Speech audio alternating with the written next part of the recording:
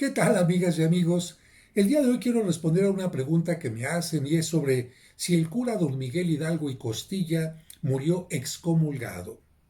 Antes de responder sí o no, tengo que recordar que la palabra excomunión significa estar fuera de la comunión con la iglesia, estar fuera, alejado de sus principios, de sus normas, de sus dogmas, de sus mandamientos, etc. De tal manera que cuando una persona lo hace tajantemente, algo contrario a lo que la iglesia enseña, se puede decir que está excomulgada, pero no es que la iglesia saque a la persona, sino que la persona misma, al no cumplir, al no vivir lo que se está pidiendo, exigiendo en la comunidad cristiana, es ella la que se sale. La iglesia simplemente dice, por sus actos, esta persona ha mostrado que no quería formar parte de la iglesia, que rechaza ciertos principios, ciertas normas, y simplemente la iglesia declara la excomunión. Hay excomunión, por ejemplo, cuando una persona viola el claustro de un convento. A ver, vamos a explicar esto. Hay comunidades de religiosas en las que ellas se consideran de clausura, es decir, no pueden salir y por lo tanto tampoco pueden recibir a personas en una forma ordinaria en el ambiente del convento. Se supone que han hecho un voto de encierro y solamente con un permiso especial dado por el obispo, alguien podía entrar, por decir algo, a hacer alguna reparación, o bien algún sacerdote a celebrar la misa en una parte única y exclusiva del convento. A la otra parte no puede entrar. Por eso se le llamaba claustro, que significa estar encerrado. Por eso la palabra claustrofobia significa que alguien se siente mal, se siente encerrado en determinados lugares.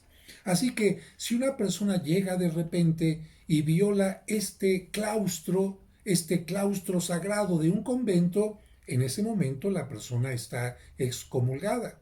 También si una persona ataca sabiendo que alguien es sacerdote y no solamente lo maltrata por ser sacerdote y llega a matarlo, en ese momento también la persona está excomulgada.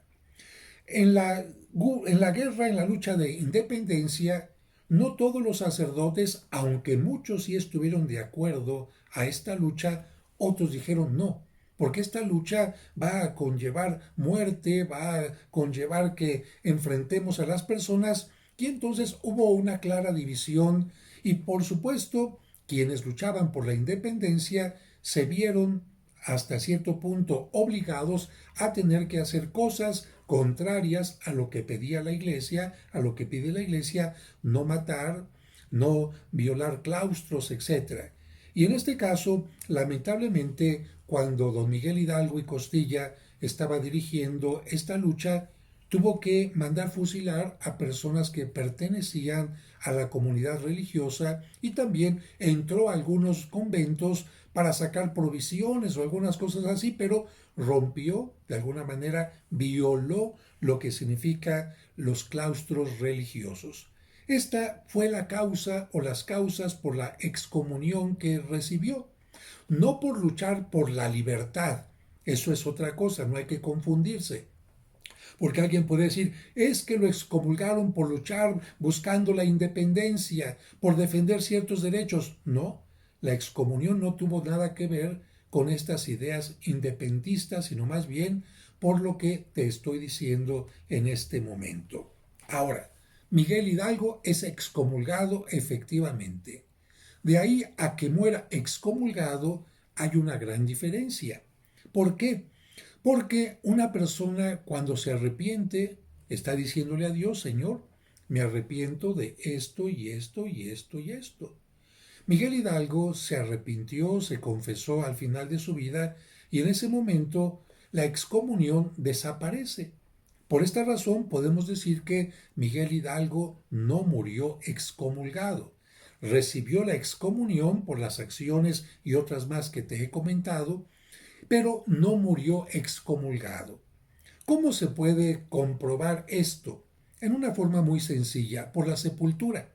Estamos hablando del siglo XIX En ese tiempo, a una persona que moría excomulgada o a una persona que se quitaba la vida, por ejemplo, no se les permitía ser sepultadas en lugares sagrados, en lugares santos. Y especialmente los lugares sagrados o santos son las capillas, las iglesias, las catedrales. Y Miguel Hidalgo y Costilla fue sepultado en la capilla de San Antonio de la iglesia de San Francisco en Chihuahua, una capilla. Por lo tanto, estamos hablando un lugar sagrado, un lugar considerado santo, y por esta razón su cuerpo, o mejor dicho, sí, parte de su cuerpo, porque lamentablemente la cabeza se la llevaron a la Alhóndiga de Granaditas, donde estuvo exhibiéndose un tiempo, pero el cuerpo fue sepultado en ese lugar. Después, el cuerpo fue llevado ¿a dónde? Yo creo que muchos lo saben, otros no.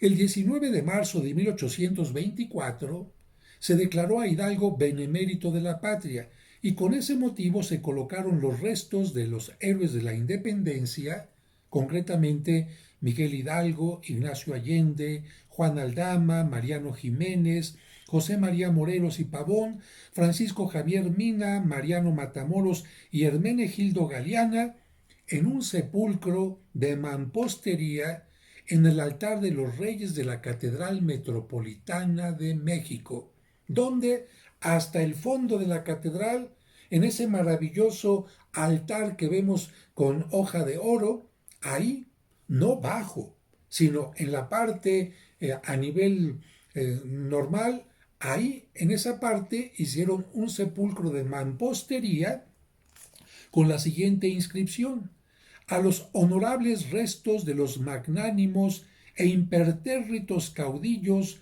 padres de la libertad mexicana y víctimas de la perfidia y el nepotismo, la patria llorosa y agradecida erigió este monumento.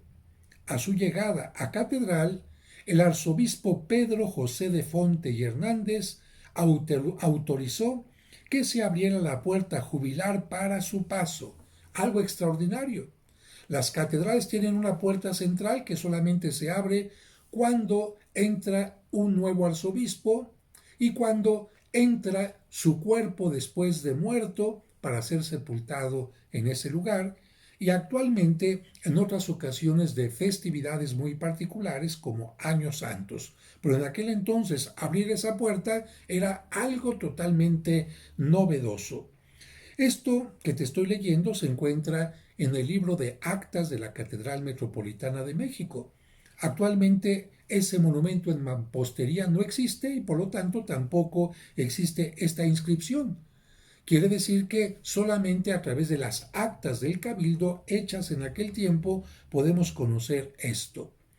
Al año siguiente, los restos fueron trasladados a otra capilla, a la capilla de San José, que se encuentra en el lado poniente de la catedral.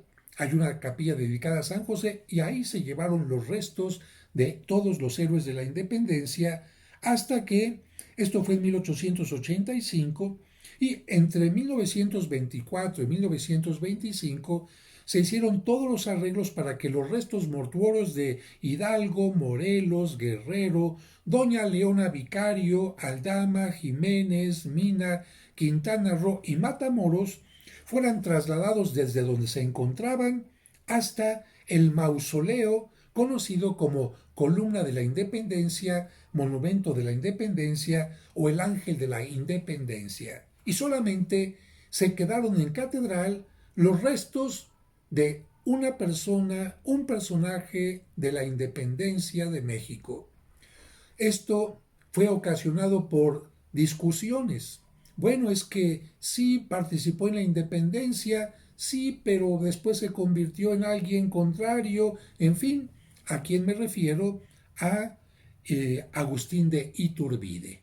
Los restos de Agustín de Iturbide se quedaron en la catedral y actualmente se conservan en la capilla de San Felipe de Jesús, también en el costado poniente de la catedral, en la capilla de San Felipe de Jesús.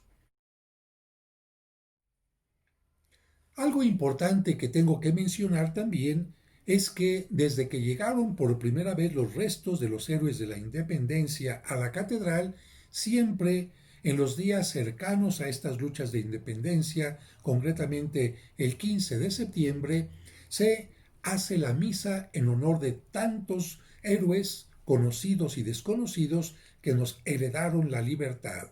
Y finalmente, a partir del año 2000, se recuperó la tradición de entonar el himno nacional al final de una de las celebraciones en donde se pide por los héroes de la independencia y que se ha conservado hasta nuestros días. El himno nacional se entona dentro de catedral en el domingo cercano al 15 de septiembre y también particularmente se entona el día domingo cercano a el Día de la Bandera. ¿Por qué no el 15 de septiembre? Porque la catedral generalmente se cierra ese día por cuestiones logísticas del Día del Grito de la Independencia y si acaso se lleva a cabo una misa privada pero sin público. Amigos, si les gustó este video, pónganle me gustó y si no están suscritos, pónganse aquí abajito hay una parte donde dice suscribirse, ahí suscríbanse y les llegarán los videos que voy subiendo en forma automática. Que Dios les bendiga.